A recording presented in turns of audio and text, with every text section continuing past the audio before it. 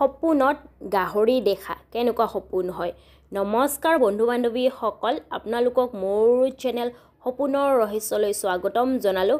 বন্ধু বান্ধৱীসকল, আজি এই সপোনৰ ভিডিঅ'টিত আমি জানিম সপোনত গাহৰি দেখা কেনেকুৱা সপোন হয়, অৰ্থাৎ ভালনে বেয়া, শুভনে অশুভ, সকাৰাত্মক নে নকাৰাত্মক বা কি কথাৰ সূচক হয় তাৰে বিষয়ে আজি আমি এই ভিডিঅ'টিত জানিম। বন্ধু বান্ধৱীসকল, সপোনত গাহৰি দেখা অৰ্থ জনাৰ আগতে যদি আপোনালোকে মোৰ চেনেললৈ নতুন হয় তেন্তে মোৰ চেনেলটো ছাবস্ক্ৰাইব কৰি তাৰে ওচৰত থকা নটিফিকেশ্যনৰ বেলখন প্ৰেছ কৰি অল কৰি থৈ দিব, যাতে মই আগলৈ এনেকুৱা সপোনৰ বিষয়ে ভিডিঅ' আনিলে আপোনালোকে প্ৰথমতে নটিফিকেশ্যন পাই যায়। আৰু যদি আপোনালোকক মোৰ এই ভিডিঅ'টি ভাল লাগে তেন্তে এটা লাইক কৰিব, লগতে বন্ধুবৰ্গলৈ শ্বেয়াৰ কৰিব। আহক তেন্তে বন্ধু বান্ধৱীসকল, এতিয়া আমি জানো সপোনত গাহৰি দেখা কেনেকুৱা সপোন হয়। বন্ধু বান্ধৱীসকল, সপোনত গাহৰি দেখা শুভ অশুভ দুয়োটাই সপোন মনা হৈছে, অৰ্থাৎ বেয়া ভাল দুয়োটাই সপোন মনা হৈছে।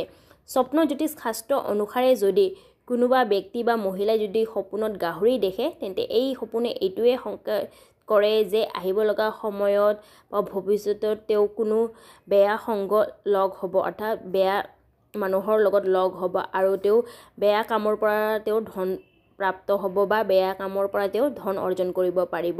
এই সপোনে এইটোৱে সংকেত কৰে।